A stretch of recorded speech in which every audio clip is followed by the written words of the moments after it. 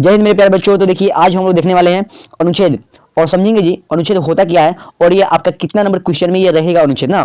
देखिए ये अनुच्छेद का सबसे पहले आप लोग अर्थ जानिए। ये 7 लाइनों का होता है। कितने लाइनों का होता है? 7 लाइनों का। 1 2 3 ऐसे जो रहता है ना, तो इसमें आपको इसमें पहले काम लिखना है, दूसरी काम लिखना है, मैंने ऐसे करके आपका कई लाइनों का होगा ये अनुच्छेद। तो अनुच्छेद आपका 7 लाइनों का होगा। कितने लाइनों का होगा? 7 लाइनों का होगा, है ना। तो देखिए आज हम लोग इस वीडियो में देखेंगे अनुच्छेद के बारे में ना। तो चलिए हम लोग स्टार्ट करते हैं। और इसमें जो भी अनुच्छेद बताया जाएगा आपका कंफर्म है जी 110% हम आपको लिख कर दे रहे हैं इसी में से ही रहेगा। इसमें से अगर नहीं रहेगा तो आप लोग एकदम हम चैलेंज के साथ बोल रहे हैं, आप लोग आकर इस कमेंट में कुछ भी बोल सकते हैं, या 100% गारंटी के साथ हम बोल रहे हैं इसमें से आपका अनुच्छेद रहेगा ही तो रहेगा, है ना। ऐसा नहीं है कि इससे बाहर हुआ दे अनुच्छेद, है ना। चलिए लेकिन हाँ ऐसा बात है से आपको इसमें थोड़ा मेहनत करना पड़ेगा। जो भी हम तरीका बताएंगे उसको अपनाना पड़ेगा और लास्ट में बताएंगे से आपको लास्ट में 2 ही अनुच्छेद बताएंगे और 2 में से कन्फर्म में से एक रहेगा ना। चलिए तो हम लोग स्टार्ट करते हैं वीडियो को और देखते हैं अनुच्छेद को। देखिए सबसे पहले हमने दिए भारत, भारतम बोलो या भारतवर्ष ना, भारतम या भारतवर्ष में हम लोग देखेंगे। और इसमें भारत पूछे, भारतम पूछे या भारतवर्ष पूछे या मम देश, भारतम या भारतवर्ष या भारतवर्ष या मम देश। इतना गोरा के बारे में पूछेगा तो आपको इसी का ही लिखना है जो अभी हम बता रहे हैं ना। चलिए तो इस वीडियो में हमने आपके लिए हिंदी और संस्कृत दोनों लेकर आए हैं। तो पहले हम लोग इसका थोड़ा हिंदी पढ़ लेते हैं, इसके बाद हम इसका संस्कृत पढ़ेंगे तो हमको और समझ में आएगा। देखिए नंबर 1 में है हमारा देश भारत है। नंबर 2 में है कि भारत की भूमि उपजाऊ है। नंबर 3 में है यहाँ गंगा बहती है और गंगा जल स्वच्छ होता है। नंबर 4 में है कि समुद्र भारत की रक्षा करता है। नंबर 5 में है भारत में बहुत से पहाड़ और जंगल है, यहाँ करोड़ों लोग रहते हैं, भारत की जय हो, है ना। इतना 7 लाइनों को बोले हैं ना, तो 7 लाइन में आपका रहेगा ना। लेकिन लिखने के लिए आप लोग लाइनिंग नहीं दीजिएगा, इसको सिर्फ इसको नंबर बाय नंबर यहाँ पर जैसे हो गया ना, यहाँ पर आप इसका भारत यहाँ पर लिखिएगा कि भारत की भूमि क्या उपजाऊ है। ये आप लोग को नंबर नहीं देना है, आप लोग सीधे इसको लाइन बाय लाइन जैसे हम लोग कहानी कैसे लिखते हैं, कहानी कैसे पढ़ते हैं या लिखते हैं उसी प्रकार पूरा कहानी के माध्यम से लिखना है। इसमें नंबर नहीं करना, लेकिन आप उसमें पूरा फिक्स साथ ही लिखना है ना। चलिए हम लोग तो इसका आप लोग हिंदी देख लिए ना, कंफर्म हो गया ना हिंदी। अब इसी का ही संस्कृत ऊपर मिलेगा आपको। देखिए फर्स्ट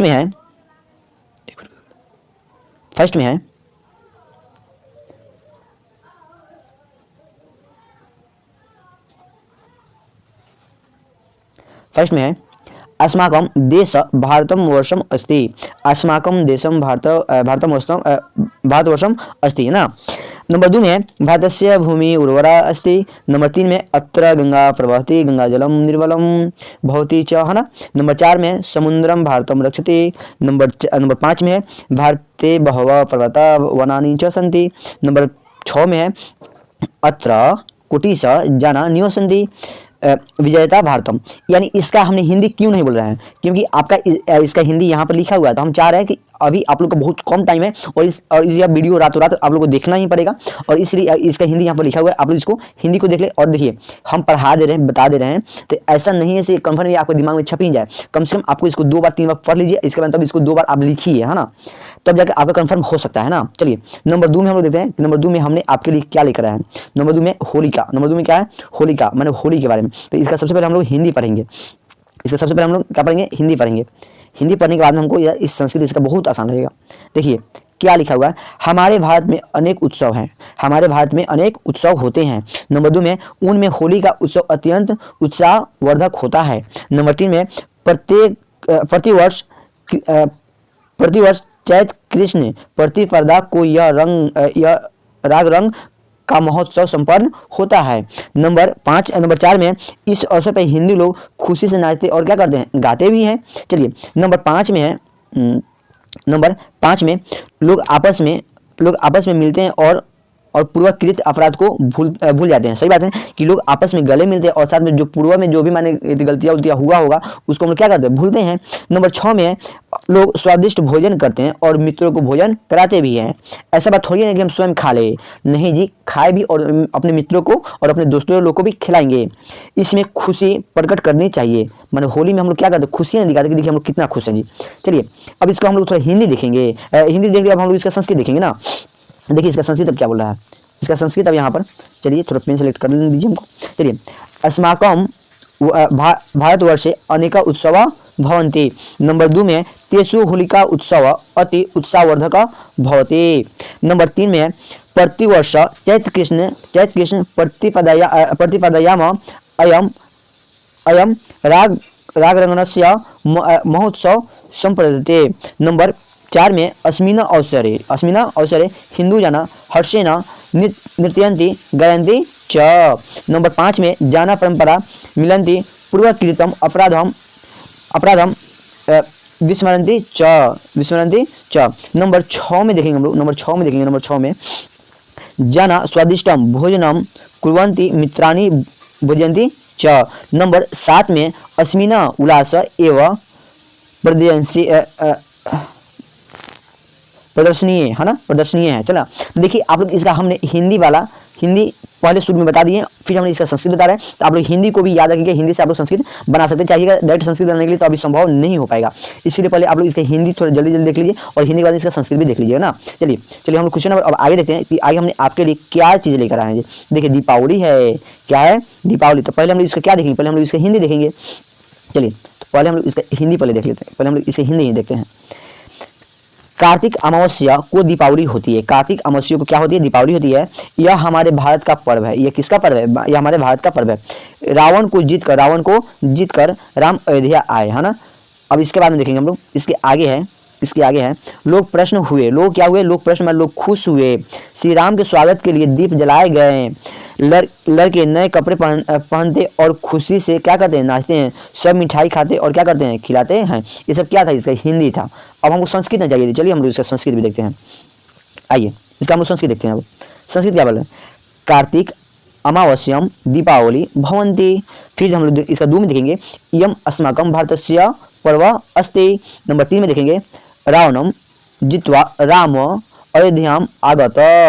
नंबर 4 में देखेंगे, जना प्रश्न अभवन। नंबर 5 में देखेंगे, श्री रामस्य स्वागताय दीपा प्रकाशित। नंबर 5 में देखेंगे, बालका नवनानि वस्त्राणि धारयन्ति हर्षेण नित्राणि च। नंबर 6 में देखेंगे, नंबर 7 ना है, नंबर 7 में देखेंगे, सर्वे मिष्टानाम खादयन्ति च। ये मेरा क्या रहा है, यह हम लोगों ने इसका संस्कृत भी देख लिए। अब हम लोग देखेंगे इसका संस्कृत के बारे में। अब हम लोग देखेंगे अब इसको आगे वाला वीडियो देखेंगे। गंगा नदी, देखिए कितना हमने आपके लिए कहाँ से खोज कर लाए गंगा नदी को भी। हमने किसको ला दिए, गंगा नदी को ला दिए। तो गंगा नदी के पहले हमने क्या देखेंगे, हिंदी देखेंगे। हिंदी हमको तो हिंदी से बहुत प्यार है, पहले हिंदी देखें संस्कृत बनाएंगे जी। चलिए नंबर 1 में देखिए, गंगा भारत की सबसे पवित्र नदी है। नंबर 2 में है, यह हिमालय से निकलती है। नंबर 3 में है, हरिद्वार में यह समतल पर आती है। नंबर 3 में है, गंगा का जल सदा निर्मल होता है। निर्मल का मतलब होता है कि उसमें कोई भी गंदगी नहीं हो, कोई भी उसमें मल नहीं हो, यह हमेशा स्वच्छ ही होता है। इसके किनारे पर बहुत से नगर बसते हैं। किसके किनारे पर, गंगा की नदी के किनारे पर बहुत सी नदियाँ इसमें क्या करती है, मिलती है। यह बंगाल की खाड़ी में समुद्र से क्या करते हैं, मिलते हैं। ये हम लोग का क्या रहा है, हिंदी रहा है। इसका हमको थोड़ा संस्कृत दिखाइए सर, संस्कृत देखिएगा आप लोग। देखिए इसका संस्कृत यहाँ पर देखिए, इसका संस्कृत देखिए, गंगा भारतस्य पवित्रतमा नदी अस्ति। नंबर 2 में देखेंगे, इयम हिमालयत प्रवहति या निसरति। प्रवहति लगेगा तो निसरती नहीं, या और निसरती लगेगा तो प्रवहति नहीं। तो आप लोग सबसे बेस्ट ऐसा रहेगा, इयम हिमालयत प्रवहति ना, इसको हटाइए, निसरती को हटाइए आप। चलिए इसके बाद में, हरिद्वारे इयम समतले समायति। नंबर 4 में है, गंगाय जलम सदा निर्मल तिष्ठति। अस्या तटे बहुनानि नगराणि सन्ति। नंबर 6 में है, अनेका नद अस्यं पतन्ति। नंबर 7 में, इयम बंगाल सागरे समुद्रे न मिलते। क्या क्लियर रहा है यहाँ तक। चलिए अब हम लोग चलते हैं अब हम लोग इसका आगे वाले देखते हैं, है ना। अब इसके बाद देखिए, हिमालय है आपके लिए, क्या लाए हैं, हिमालय लाए हैं। अब देखिए जब हिमालय है तो पहले हम लोग क्या चाहिए, हिमालय का हमको हिंदी दीजिए ना, हिंदी पहले दीजिए ना हिमालय का हमको। पहले हमको हिमालय का हिंदी दीजिए। चलिए आप लीजिए हिमालय का हिंदी। हिमालय पर्वतों का राजा कहलाता है। यह भारत की उत्तर दिशा में है। हिमालय से गंगा निकलती है। हिमालय से गंगा सॉरी देखिए नंबर 3 क्या बोले, हिमालय से गंगा निकलती है, हिमालय से यमुना निकलती है, हिमालय से गंगा और क्या निकलती है, यमुना, दोनों नदियाँ निकलती है। हिमालय पर जड़ी बूटियाँ मिलती है, हाँ हाँ ये बात सही है। ऋषि लोग वहाँ रहते हैं और तपस्या भी करते हैं, ऋषि लोग वहाँ रहते हैं और तपस्या करते हैं। इसकी शोभा देखने लायक है, किसकी शोभा, हिमालय की शोभा देखने के लायक। चलिए हम लोग एग्जाम देके चलते हैं भेंट करने के लिए। चलिए इसके बाद हम लोग थोड़ा इसका हिंदी देखते हैं, संस्कृत देखते हैं पहले।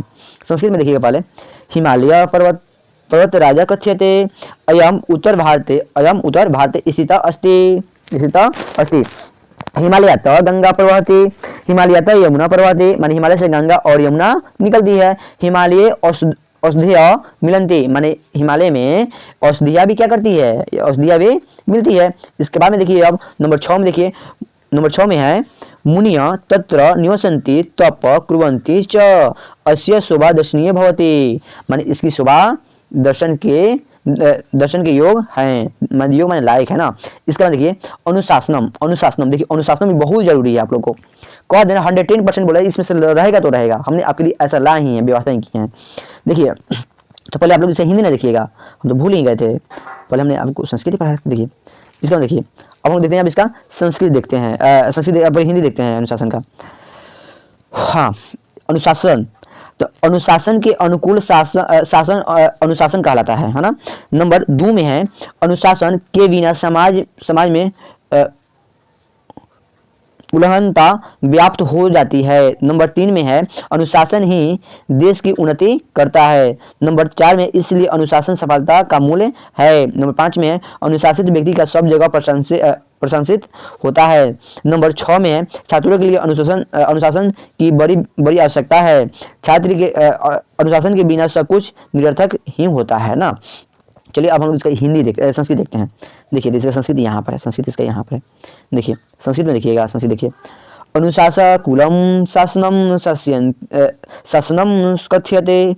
नंबर 2 में है अनुशासन अनुशासन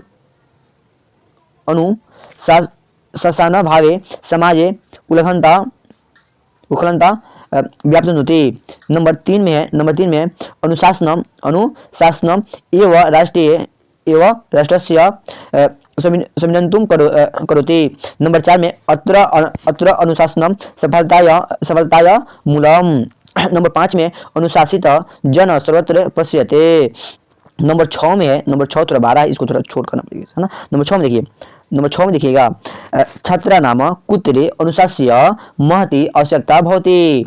नंबर 7 में अनुशासनम बिना सर्वे निरर्थम एवं भवति है ना। तो हमने इसका संस्कृत भी देख लिया। चलिए अब इसके बाद में देखते हैं हम लोग। अनुशासन हो गया, संस्कृत भाषा देखिए, संस्कृत भाषा लिखिए या संस्कृत महत्वम है ना। इसके बाद में देखिए संस्कृत भाषा आप लोग छोड़िए, संस्कृत भाषा जरूरी नहीं है। संस्कृत भाषा के अलावा हमें एक और आपको दे रहे हैं, रुकिए पहले हम लोग अस्माकम विद्यालय देख लेते हैं। अस्माकम विद्यालय या मम विद्यालय, देखिए तो अस्माकम विद्यालय के पहले हम क्या देखें, हिंदी देख ले। अस्माकम विद्यालय आप लोग निमन से रट लीजिएगा, सबसे मस्त स्कूल रटिएगा। यह हमारा विद्यालय है, मैं यहीं पढ़ता हूँ, इसका भवन ऊंचा है, इसके खेलने का मैदान बड़ा है, विद्यालय में 100 अनुशासित छात्र पढ़ते हैं, इसके 4 कार्यकुशल शिक्षक पढ़ाते हैं, इसमें 4 कार्यकुशल शिक्षक क्या करते पढ़ाते हैं। यह एक आदर्श क्या है, विद्यालय है। चलिए अब हम इसका संस्कृत देखते हैं। संस्कृत इसका क्या बोल रहा है, अयम अस्माकं विद्यालय अस्ति, अहम अत्रैव पठामि, अस्य भवनम उन्नत अस्ति, अस्य क्रीडाक्षेत्रम विस्तृतम अस्ति, विद्यालयं शत अनुशासित छात्रा पठन्ति हाँ सही। इसके बाद नंबर 6 में है अस्मिन् 4 कार्यकुशल शिक्षक पठन्ति। नंबर 7 में है अयम एक आदर्श विद्यालय अस्ति। यह हमने इसका क्या बोल दिए जी, संस्कृत भी बोल दिए।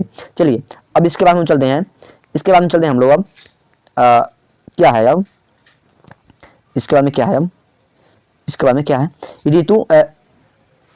ऋतु वसंत ऋतु। हाँ देखिए चलिए ये बहुत जरूरी है। वसंत ऋतु पूछे, चाहे बसंत पंचमी या इसके बाद में सरस्वती पूजा भी पूछे तो आप लोग इस पर लिख दीजिएगा। सरस्वती पूजा या बसंत पंचमी नहीं बोलते हैं सरस्वती पूजा, तो बसंत पंचमी, सरस्वती पूजा या वसंत ऋतु पूछे तो आप लोग इसी पर ही लिखिएगा। चलिए हम इसको थोड़ा हिंदी पहले देख लेते, हिंदी देखिए। ऋतु में वर्ष में 6 ऋतु होते हैं। वर्ष में कितने ऋतु होते हैं 6 ऋतु होते हैं। बसंत ऋतु बसंत ऋतुओं का राजा कहलाता है, बसंत ऋतुओं का राजा कहलाता है। इसके बाद में हम लोग देखेंगे इसके बाद में चैत और बैसाख में बसंत ऋतु होती है।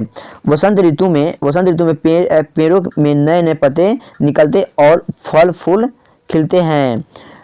इसमें सुखद हवा बहती है, माने इसमें जो हवा है न अधिक गर्मी वाला और न ही अधिक ठंडी वाला ही हवा रहती है, माने यह बहुत मस्त इसमें क्या करते हैं, हवा निकलती है, बहती है ना। इसके बाद में घरों में नए अनाज होते हैं और लोग उत्सव करते हैं या उत्सव मनाते हैं। सभी प्राणी वसंत की कामना करते हैं। देखिए सभी जो प्राणी होते हैं वह वसंत ऋतु की कामना करते हैं। क्यों? क्योंकि वसंत ऋतु एक ऐसा ऋतु है जो सबके लिए अनोखा ही सिद्ध होता है ना। चलिए तो अब हम लोग इसका क्या बोलते हैं, संस्कृत देखते हैं ना।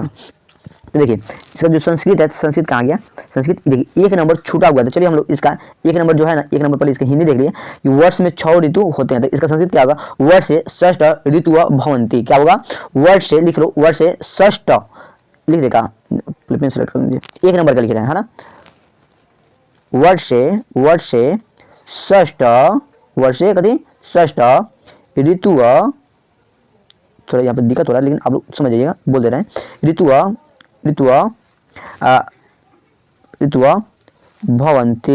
भवंती है ना।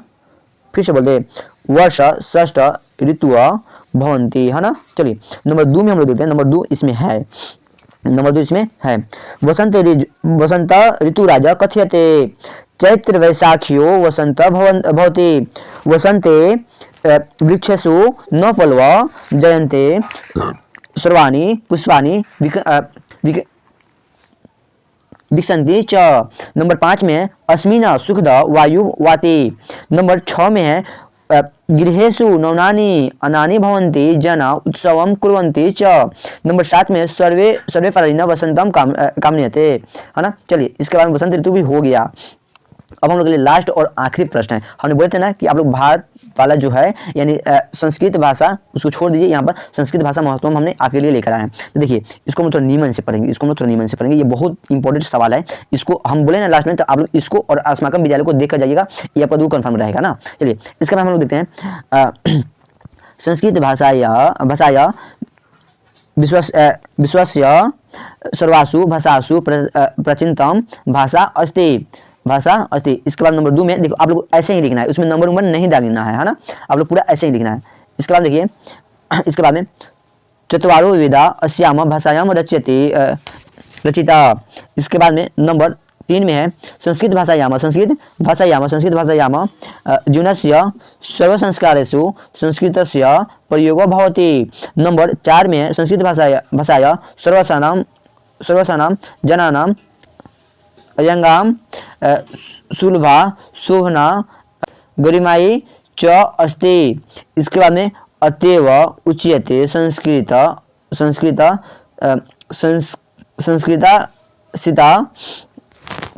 नंबर 6 में संकनस्य कृते संस्कृत भाषा अति उपयुक्ता अस्ति। नंबर 7 और अंतिम में है भारतीय गौरम क्षणे समाधा इयम भाषा सर्वदा रक्षेण है ना। तो चलिए आप लोग का यह अंतिम और लास्ट था। इसके बाद में देखिए आप लोग इसको थोड़ा नियमन से पढ़िए और इसको अधिक से अधिक बच्चों के पास शेयर कर दीजिए। कन्फर्म में से इतने से आपका सवाल रहेगा। तो हम लोग मिलते हैं अब इसके बाद में क्या बोलते हैं गद्यांश में। देखिए आप लोग को सबसे पहले हम बता दें, एक और बार बता दे रहा है कि नंबर 1 में आपका मालूम है प्रश्न कैसे पूछेगा। 1 नंबर में गद्यांश रहेगा जिसको हम क्या बोलते हैं अपठित गद्यांश बोलते हैं। 1 नंबर क्या रहेगा अपठित गद्यांश, वो कितने नंबर का रहेगा 13 नंबर का रहेगा। क्या नंबर का रहेगा 13 नंबर का। और देखिए 1 में ही रहेगा इसे 1 नंबर और फिर 1 का रहेगा अथवा, 1 का क्या रहेगा अथवा। तो यानी आप लोग 1 लीजिएगा तो अथवा नहीं और अथवा वाला लिखिए तो 1 नहीं। और फिर इसी में रहेगा 2 नंबर, क्या रहेगा 2 नंबर। फिर 2 नंबर में कथी रहेगा अथवा, क्या रहेगा अथवा। देखिए 2 नंबर लिखिए तो अथवा नहीं, माने 1 नंबर में 1 और फिर 2 रहेगा है ना। 1 नंबर में 1 और 2 रहेगा ना, और 1 में भी रहेगा अथवा और 1 में। तो अब एक नंबर लिखिएगा तो अथवा नहीं, या फिर अथवा लिखिएगा तो 1 नंबर नहीं है ना। तो ऐसे गद्यांश का नंबर करेगा 13 नंबर। तो 13 नंबर का वीडियो हमने आपके लिए अभी लेकर पहुंच रहे हैं। और इसके बाद में चलिए तो हम लोग मिलते हैं अब अपठित गद्यांश में मिलते हैं, और वह अपठित गद्यांश कैसे होता है उसको हम लोग सीखेंगे। तो ठीक है, बहुत बहुत धन्यवाद, और आप लोग इसको थोड़ा चैनल को सब्सक्राइब एंड शेयर जरूर कीजिए। तो ठीक है, मिलते हैं हम लोग नेक्स्ट वीडियो में।